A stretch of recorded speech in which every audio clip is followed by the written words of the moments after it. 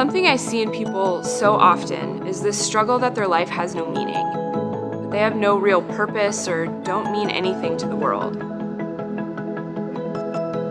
And yet God says so much about how highly He values us, how He has created each of us special for a unique mission and purpose. It's actually really incredible.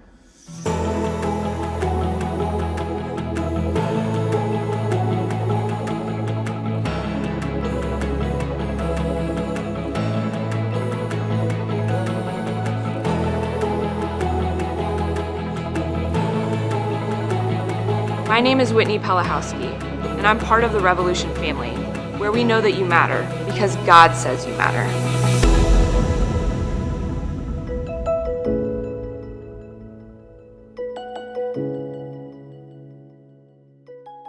Welcome to Revolution. I just want to thank you guys. That's my wife speaking on there, and we've been here about 4 weeks, so if this is your first time here, welcome. We've only been here for a little while. If this is your first time back, welcome again. But I want to thank you guys for welcoming us in these 4 weeks. We still don't know everybody yet. That's part of the reason we wanted pizza today, and I know it's early for pizza, so you got to come back. But I encourage you to come back. I just want to talk with you a little bit.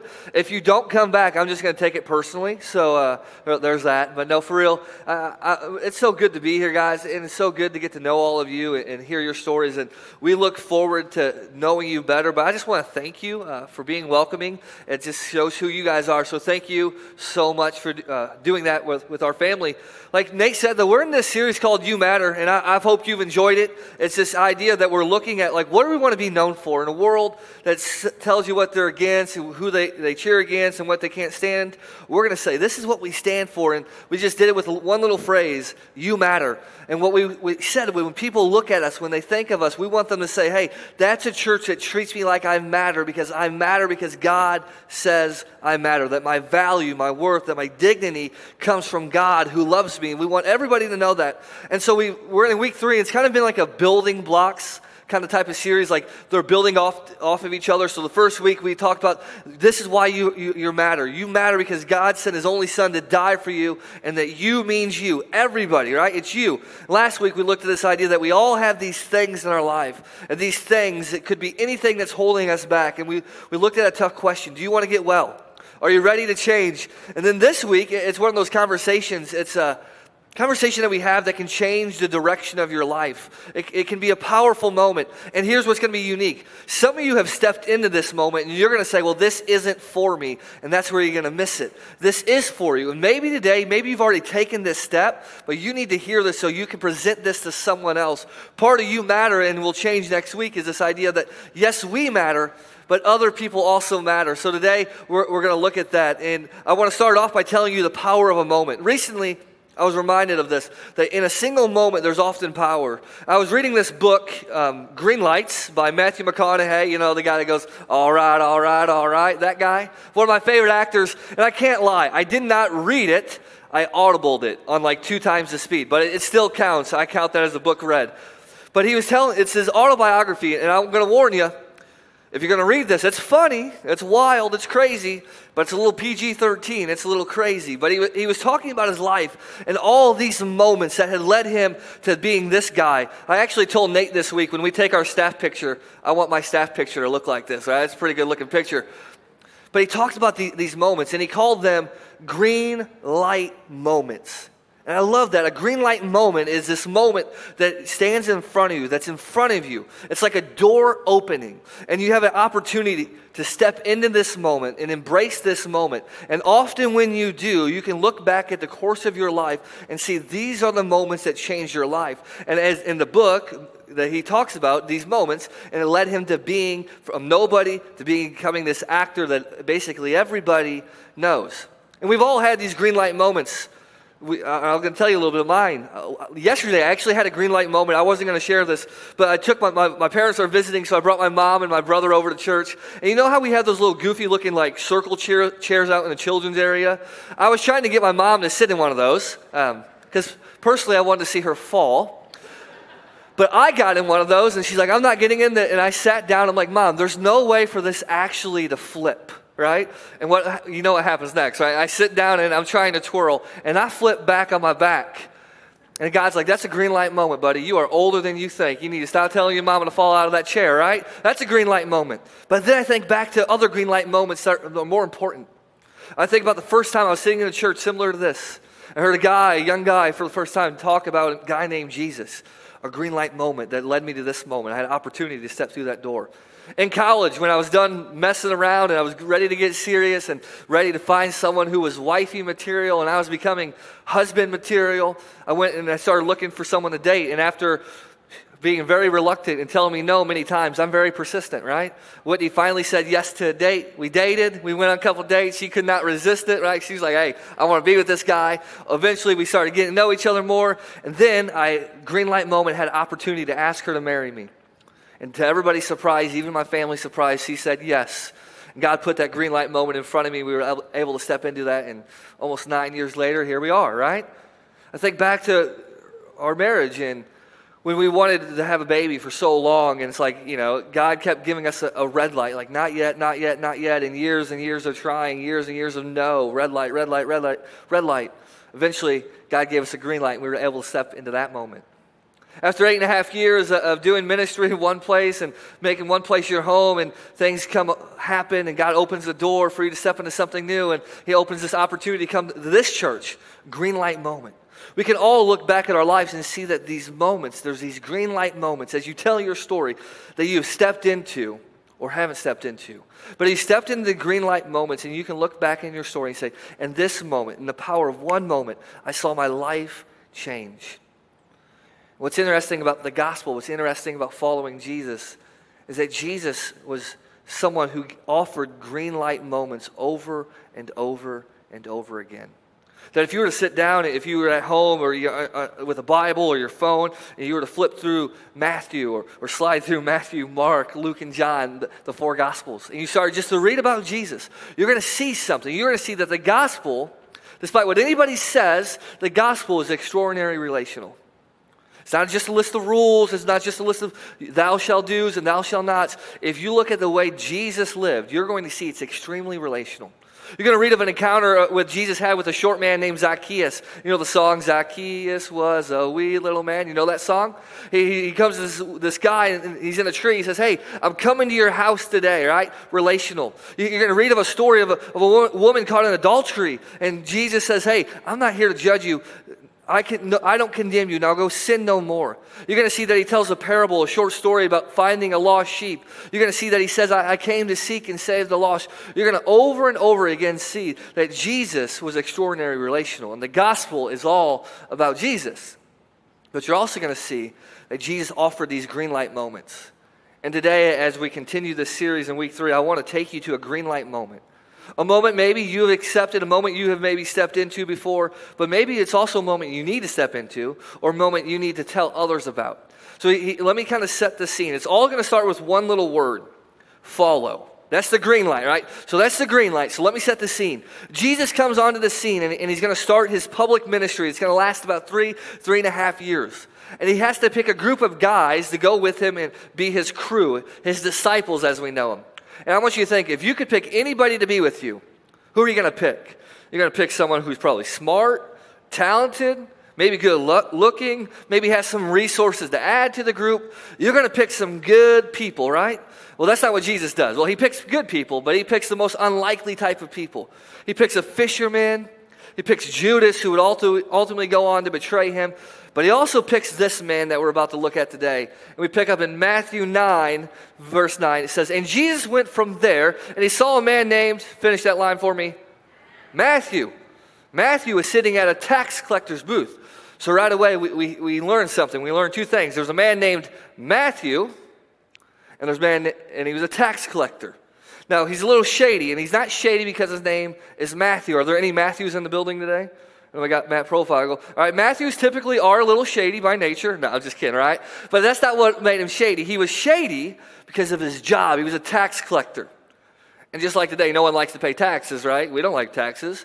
Well, tax collectors back then were often Jewish, and they were hired by the Romans. And the Romans would hire these Jewish people to go tax their other people. And the Romans, man, I'm pretty sure we just took some of the rule book because they taxed everything. They got a sheep tax, a goat tax, food tax, every type of tax. And they would hire people like Matthew, and he would go collect the taxes. But often they were corrupt. So if you owed them like $10, Matthew would say, hey, you owe them $15. I'm going to take 5 for myself and 10 to the Romans. So everybody hated tax collectors. Nobody wanted to hang out with tax collectors. Nobody, ever, right? Nobody would hang out with tax collectors. And so Jesus walks into this town, and he sees Matthew sitting at this booth, and he's walking towards him. Imagine him sitting there, he's walking towards him, and people are thinking, okay, what is he going to say to him? He could say anything. I bet he could say, hey, Matthew, I bet your mom was real proud of you. That when she was holding you, rocking in her arms when you were a little baby, that she said, one day I hope my son grows up to be a despised tax collector. He could have said that. He could have said, hey, Matthew, you see my boy Peter over here? And Peter's a buff-looking dude in my mind. Fisherman, works with his hands. He's like, see that guy up here? In a few minutes, when you leave this booth, Peter's going to meet you out back, right? He could have said that. He could have judged him. He could have condemned him. And you know what? Everybody would have thought that was okay. But that's not how Jesus acts. Here's what Jesus says. It says, as Jesus went from there, he saw him, and he went from there, he saw back to the tax collector, and he told him this, follow me. Follow me. Green light moment. He told him, and Matthew got up and followed him. What did Jesus say to this man? The first opportunity he spoke to him, what did he say? He said, what? Follow me. I imagine these words are the words, this green light moment presented in front of Matthew that changed his entire life. You know what Jesus does throughout the entire gospel? He gives an invitation to all types of people to follow him. Rich people, poor people, people who have it all together and look good, people who don't have it all together and don't look good. Today he does the same thing. People who come in here and have a strong faith, people who come in here and it's just a battle to get here, but you're here today and you won that battle. He calls you to follow him. All type of people imaginable, Jesus says, follow me. I say it this way, no matter who you are, what you've been through, or what you've done, Jesus says, follow me. Everybody say, follow me. Follow me, all right? So no matter who you are, you matter, right? So no matter who you are, what you've been through, or what you've done, Jesus says, follow me. And so he says, Matthew, I know you're a tax collector. I know you're despised. Follow me. Now what we don't read, which I wish we could have read, I want to know what Peter and the rest of the disciples are actually thinking in this moment. Because they're not happy. They're like, Jesus, you called us to follow you. You said you're going to offer us something better, and you want that dude to hang out with us? It's like if you're watching the NFL draft and they picked a dude that nobody picked. You're like, you're picking that dude? Like, I can run faster than him, which you can't, but you think you can, right? Like, I could run faster than him. You're picking this dude? Jesus, you said we're going to like be this awesome disciple group. Like, and you pick Matthew? It's like when your mom tells you to hang out with the kid down the street who's a little weird. And like he eats bugs and he might even eat his boogers and he's like strange and like, you're like, Mom, I can't follow him. It's going to mess up my street cred. And you're like in 4th grade, but you're like, my street cred's going to be messed up. But Peter's like, follow him?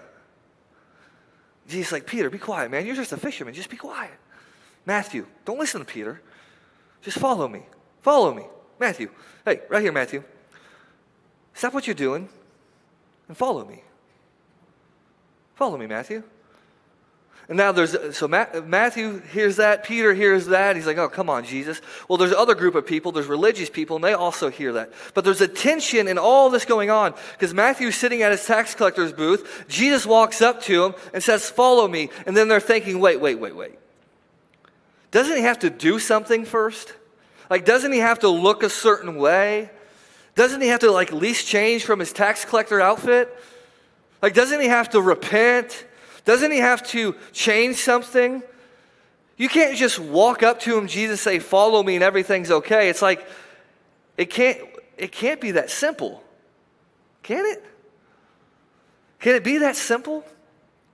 Can it be that simple that Jesus comes into your life and meets you where you're at and just says, follow me? It can't be that simple, can it? Kind of reminds me of when I was trying to get into college. So parents, if you have kids in here, clog their ears for a second. I lived by a motto in college and in high school. It was this motto: C's get degrees. C's get degrees. I get the same diploma at the end of the year that A people did, but if I got C's, I still get the diploma, right? Well, what I didn't know, which I should have known, is colleges don't get like C's. So I wanted to go to college, and I went to the guidance counselor, and she's like, hey, sorry to break it to you. No college is going to accept you except community college. Well, I didn't want to go to Kankakee Community College. I wanted to go to a big college, right? I knew Purdue was out of the question. Nobody would take me until I heard about a place called Lincoln Christian University. And I was given a promise. If I applied to Lincoln Christian University, that I would get accepted. You know what I did? I filled out the essay, wrote a story, and they probably thought, like, we shouldn't accept this guy, but we're going to. And I got back the letter, and it said, accepted. Later find out that they accept basically anybody with a pulse. And I'm like, can it really be this simple to get into college? And it was that simple. Can it really be that simple that Jesus says, walks up to Matthew and says, hey, follow me? And the answer is, yeah, it's that simple. Can it really be that simple that you come in here today living one way, acting one way, and in a moment you hear the words, follow me, and Jesus is calling you to follow me, and in this moment you can follow him? Yeah, it can be that simple. And what I love about this is Matthew isn't just called to follow Jesus. He's not saying, hey, just come hang out with us for a day. He's like, no, listen, Matthew, here's what I'm calling you to. Come be with us. Come be part of the crew. Don't listen to Peter. Peter will come around. Come be in the crew. Come be one of my boys. I know the way you're living. I can see it in your eyes, Matthew. I know the way you're living. You know you want to change. You know you need something different. Follow me.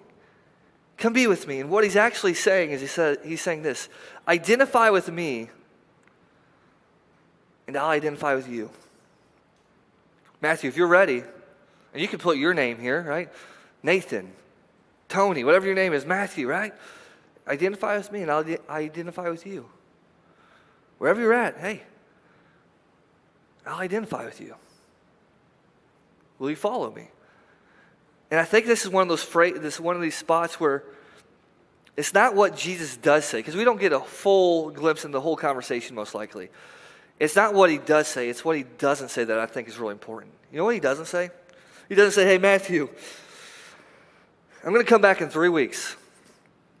And in 3 weeks, if I come back here and you're still looking the same way, you're out. He doesn't say, hey, Matthew, once you get this together, follow me. He doesn't tell you, hey, stop being so lustful, stop being such a jerk, stop posting that, stop acting like that, stop doing this, stop doing that, stop doing this, fill in the blank with whatever it is, and you can follow me. That's not what he says. He says, Matthew, where you're at right now, he's like, we'll get to the other stuff later, but where you're at right now in this moment, this green light that's in front of you, follow me. And Jesus says the same thing to us, that wherever you're at, wherever's going on, wherever you're at, follow me. Whatever's going on in your life, follow me. And here's what Jesus knew. You know, we got this little mission statement over here, helping people find Jesus and live like him. Jesus knew if he could just get Matthew to step up and follow him and live with him and be part of the disciples, you know what would happen along the way? Matthew would start to look like Jesus. Matthew would start to act like Jesus, because you don't stand in the presence of Jesus and stay the same. He knew that. But he's like, before we get to any of that, right where you're at right now, stand up, Matthew. Get out of your tax collector booth, stand up, and follow me. And I think that's a pivotal moment for us. I think that's something we need to talk about for just a second. As we're living out this culture, this is going to be so important. When people are looking for a place to belong, where people are looking for a place to feel loved, where people are looking for a place to feel valued, we have to understand that's even how Jesus operated. You can belong before you believe. What do I mean by that? There's no way Matthew believed exactly who Jesus was. How do I know that? Read the rest of the Gospels. They missed it after 3 years of being with him. But Jesus is saying, I don't need you to believe anything in this very moment except that I can offer you a better life. Just get up, Matthew, and follow me. When we come in this room, it's what I love about Revolution that drew me here is that on a Sunday morning, we are so diverse. You're going to have people in this church who have been a Christian follower of Jesus for a long time, and they know their stuff. They can quote the Bible verses. And then on the same Sunday, you're going to have someone coming in for the first time who knows nothing. For some of us, we're going to have in our bank accounts a lot more zeros. In others of us, not so much. Some of us are going to have a different past. Some of us are going to look differently. But what we want to do is make sure is that we're a church. When people come here for the first time looking to take their next step or looking for something new, that we say, hey, you matter before you change anything. Now, we said last week, you matter so much to us, we don't want you to stay there. Not because we want you to follow a list of rules, but because we want you to step into the life that Christ has for you, that Jesus has for you. But you can belong before you believe. And we need to be a church that says, hey, listen, I don't know what you've been through. I don't know what's been going on, but in this moment, in this place, when you walk through these doors, those good-looking double doors right there, you belong here. And you can belong before you believe. Now, we're confident enough that if you belong long enough, if you're around us long enough, that you're going to start to live like Jesus, because we're going to live out Jesus in the way we act, the way we worship. But just step up and follow us today. So that's what Matthew hears. And here's what Matthew does. It says Matthew got up and he followed him. While Jesus was having dinner at Matthew's house, how many other tax collectors? Many. Everybody say many. Many tax collectors and sinners came and ate with him and his disciples. So we started at Matthew's booth. Now we're at his house. And to Peter's surprise, it's not just Matthew, the tax collector. It's all the other tax collectors around and sinners. So now Jesus isn't just eating with Matthew. He's eating with all these people that everybody would have looked at and said, hey, no rabbi, no teacher, no man of dignity would have been with at all. And Jesus is right in the middle. He's like, yes, man, we're going to be eating this food, right? I don't know what they eat. They're going to be eating sheep, right? We're in the middle. We're partying up. We're hanging out together. He said, I'm identifying with these people. And then there's another group of people there. There's some religious people. And the religious people, this is eating them up. The Pharisees, they can't stand this. You see, the Pharisees, that's also a good word for them is separatists. They would separate themselves, often because they would think the law required them to do this, but they would separate from anyone who was different than them. They wanted nothing to do with them. And so then we have Jesus, who is a teacher in his own right, and he's eating with these tax collectors, and he's eating with these sinners. And I think it's a beautiful picture of what we should be. A church of different stories, of different backgrounds, of people of different levels of belief, and we're coming together. And though the world would say we should be not united, that we're united around one common person, Jesus. So all these people are united around Jesus, and it's eating up the Pharisees. They can't stand it. But again, I think we have to stop and say this. As we look at what Jesus is doing, as we think of a church that's trying to live out Jesus' mission, there's a phrase that we should think of, and it's this, that is what's true of Jesus should be true of you. And if Jesus, who we're trying to live like, ate with people who are nothing like him, then we should probably eat with people who are nothing like us. If Jesus would welcome people who voted differently than him, we probably should welcome people who vote differently than us. If Jesus would eat with people who the world said had nothing in common with him, we should probably eat with people who have nothing in common with us. What's true of Jesus should be true of you. But there he is. There's some tension growing in the room because he's eating with these tax collectors, these Pharisees, these outsiders. And so some of the religious people, they start to chime up, and here's what they say. Well, they're complaining, and they're like, hey, why does your teacher eat with them? And Jesus hears them complaining, and this is what he says in verse 12. It's not the healthy who need a doctor, but the sick. He's like, you want to know why I'm doing this? Let me tell you.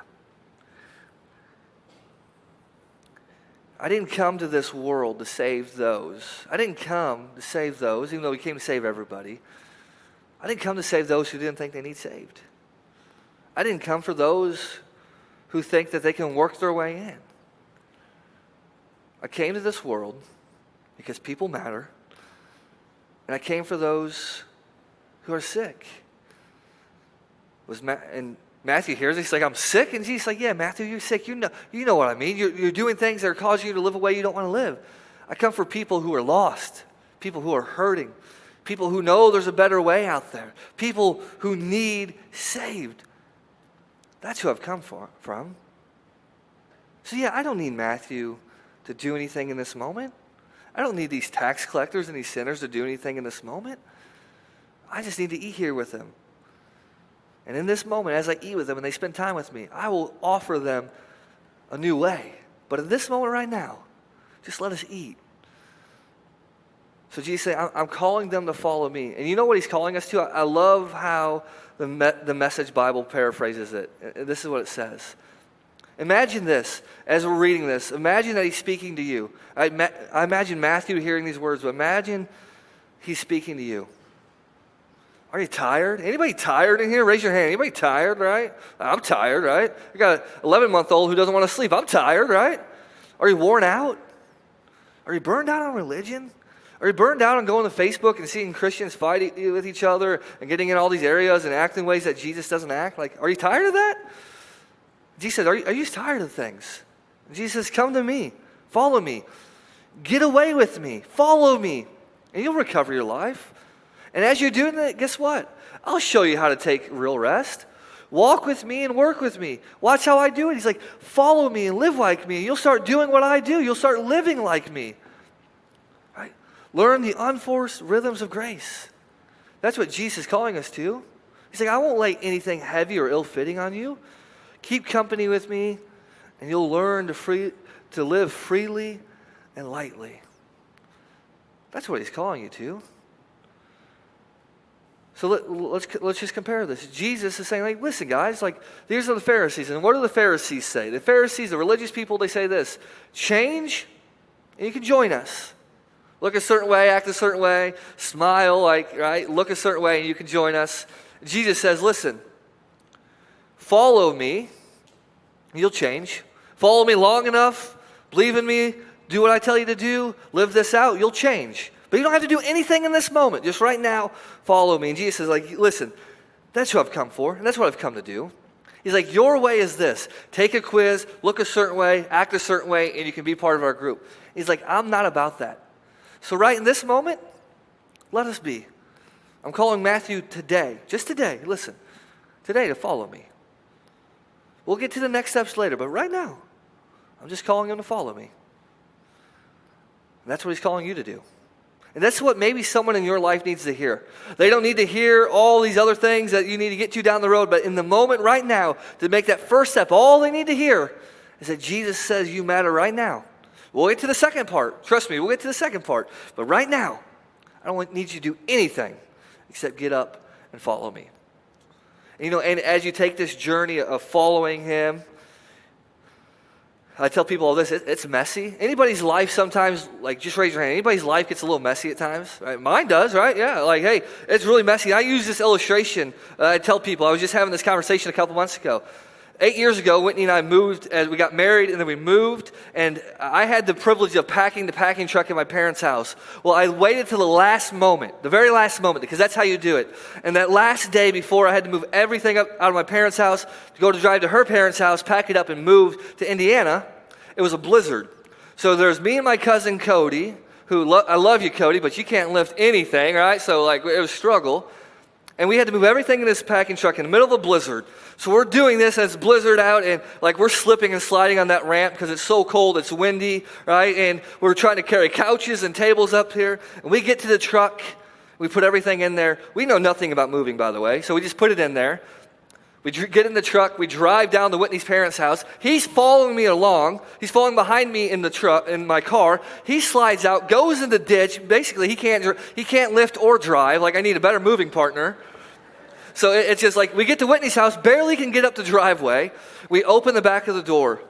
And I kid you not, I feel like I could have hired 3 random people off the street just to throw stuff in there, and it would look better than the stuff we packed in that truck. It was everywhere. It looked like I literally threw a grenade in the back of the truck and everything exploded.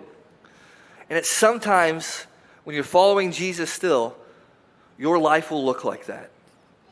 People will look at you and be like, I thought you were a follower of Jesus, but your life's a mess. And you're like, the reason I follow Jesus is because my life's a mess, man. It gets so messy. I just wanted to say this, don't let your red lights the mess and the chaos stop you from stepping into the green lights that Jesus has for you. Because Matthew could have said, like, Jesus, my life is such a mess. I don't have anything together yet. I can't follow you. And he could have missed the green light moment. So he says, follow me. And again, I know I've said it 1,000 times, but I want to make it clear. Follow me right now, where you're at. He says, follow me. And that's what he says to us. But I would be doing a disservice if I don't just hit a little bit. And we'll get into this in the weeks and months to come. We got a lot of time to talk about this. But what he means when he says, follow me. So Jesus' culture is much different than us. They didn't have social media. They didn't have iPads. They didn't have phones, right? So when we think of follow today, we're like thinking TikTok, Instagram, Twitter. We're like, hey, I follow Dwayne The Rock Johnson. You know, I follow Justin Bieber, Ariana Grande, Matthew McConaughey, and that's follow, right? Well, at this time in the world, follow had a different meaning. It was one little word that when you say you follow someone, you were a disciple of someone. And that's actually not a Christian word. A disciple was a common concept. There would be a rabbi, there would be a teacher, and they would be famous or not so famous. Some were popular, some weren't. But people would say, hey, I want to learn under that rabbi. I want to follow that rabbi. And they would follow him, and they would live life with him, and they would get to know him and be in relationship with him. And that rabbi would become part of their life. So when Jesus is saying, follow me, he's ultimately saying, as you follow me, I'm calling you to be, everybody say it, a disciple. I'm calling you to be a disciple, but it's an invitation. The invitation to follow is an invitation to a relationship. It's not just simply go where I go. It's to do what I've done, live how I've lived. And so when he's saying, follow me, it's like the first step is just following. But eventually you got to become a disciple. And a disciple in this relationship is, here's what we'll do. We'll be with Jesus. We'll know Jesus. We'll imitate Jesus, and we'll do what Jesus did. So we'll be with Jesus, we'll imitate Jesus, and we'll do what Jesus did. We'll be with Jesus, we'll imitate with Jesus, and we'll do what Jesus did. You see, there's a process. You'll be with Jesus. You'll follow him. You'll start to imitate him, right? And imitation isn't always actually you wanting to do it. You're just like, I'm imitating because this is the person I like or I want to be like, so I'm kind of doing what they're doing. So there's a step, right? And then eventually you'll do what Jesus did. But you'll never do what Jesus did if you didn't be with Jesus. You'll never do what Jesus did if you didn't start following Jesus. And right now in this room, all of us fall under one area, right? We first step, maybe we need to be with Jesus. Maybe right now some of us are, and we're trying to just imitate and do what Jesus, kind of look like Jesus, and the rest of us are doing what Jesus did. Be with Jesus, imitate Jesus, and do what Jesus did. Now, what I love about our mission statement, helping people find Jesus and live like him. Right now in this series, we want to help people find Jesus. We want to help people be with Jesus. But we also want to live in this tension that as we're following Jesus and helping people find Jesus, we want people to live like Jesus. And some of us want to get everybody to live like Jesus right now, but we got to first start at the follow. And that's why Jesus said, follow me. And even as Peter and the other disciples followed Jesus, they still messed up. They still had red light moments. But Jesus is like, I don't need anything from you today. Just wherever you're at, whatever's going on, follow me. And in a diverse room like this, diverse church, for each of us, there's a different next step. For some of us, the first step is to follow. For some of us, the first step was getting here today. And you know what? We celebrate that, and we welcome you. We want nothing else from you right now, but we would love to talk. For some of you, you're like, hey, I've been following Jesus for a long time. Well, now are you doing what Jesus did? Those are the next steps. But today, right now, we don't expect anything. We just expect you to step in this green light moment and let it change your life.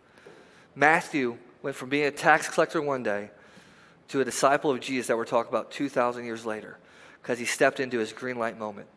And today, to end this conversation, I want to end with an illustration, a story of a good friend named Rich Baker. I want you to draw your attention to the screen. I was actually raised Catholic. I'm the youngest of a family of 5 kids. Mom and Dad were in love and together till the day they died. We were raised in Catholic schools, So we've known Christ from the day we were born. I've been in church from the time I was a baby. So basically, I grew up in an ideal home. There was plenty of love. There was absolutely no kind of abuse. I wouldn't say that we had everything that we wanted, but we definitely had everything that we needed. And we had plenty of love, guidance. We were taught good morals. So on paper, I should be a success story. I should have stayed in church and just never gotten any kind of trouble. But that just wasn't the case, actually. So I got out of high school, just really didn't have no direction. I didn't know where I wanted to go. I was kind of lost. I wanted to play football, and that fizzled out. And, I went down, I ended up in Miami, Florida, and I think that's kind of where things got a little out of control. I was fresh out of high school. I discovered cocaine down there, which would absolutely eventually be my downfall. The addictive properties of it was just over the top. You basically, once you start doing it, you can't get enough of it. There's never enough. Then you're just wanting more and more and more. Whether you run out of money or not, then you're trying to figure out ways to get it. That's kind of where my life went. And went from basically one drug to another, or all of them, whatever anybody had. I mean, it was pretty much, what's your drug of choice? I don't know what he got. I mean, that's a sad reality, but that's pretty much how it was, I mean, there was really no big traumatic moment that caused me to do drugs. I just chose to do them. I didn't choose to be an addict. That wasn't a choice I made, and that's something that I think that addicts have no control over. You start out as a fun thing or doing drugs with friends, partying or whatever, and at some point it takes over. Then it's no longer something that you want, it's something you need. And that's how it got with cocaine for me. My cocaine habit was so bad that every morning, if I went to sleep, every morning when I woke up, my objective for that day, before anything else, was to get high. No matter what I had to do that. And I'm lying to people to borrow money, borrowing money I never intended to pay back. I can remember pawning my dad's big snowblower, and then it was all about, lying and cheating and stealing and just doing stuff that just was not my character, just not like me, just to get that buzz. And that's a horrible feeling. Just an uncontrollable feeling. You have this urge to go do something that you really can't stop. I don't know how else to describe it. It was horrible. I just knew. I knew I needed help. I knew I needed God. I knew He was been there the whole time. Just right there waiting on me. Just waiting on me to say, come, just knock on the door and He'll let you in, It was all right there, and I just never reached out. And I knew at that moment that's the only thing that was going to save my life. That was the only thing that was going to change the direction that my life was going, which is obviously prisons and jails and death and disease and whatever. It was definitely heading for death. I had tears in my eyes, and I just wanted God to change things for me. I just wanted Him to take control. I think God reached down and had me arrested. It wasn't an arrest, it was an rescue. And I cried, and I asked God to come into my life, take my heart, take my will, take my life, and just save me. Show me the way. I'll do the work. I pledge myself to You at this very moment. Just please save me. And from that moment forward, I've dedicated my life to Christ. When I allowed Jesus to come into my heart, and because I know that I've been fighting this fight. You know what? He already won it. Jesus already won this fight. There is no battle. He already did it. He did it on the cross for all of us. You know, he died on the cross for us, and it's just that easy. He did the ultimate sacrifice so I could be free. He come and met me right where I was at, right in the pit of despair, the worst, lowest time of my life, and he loved me.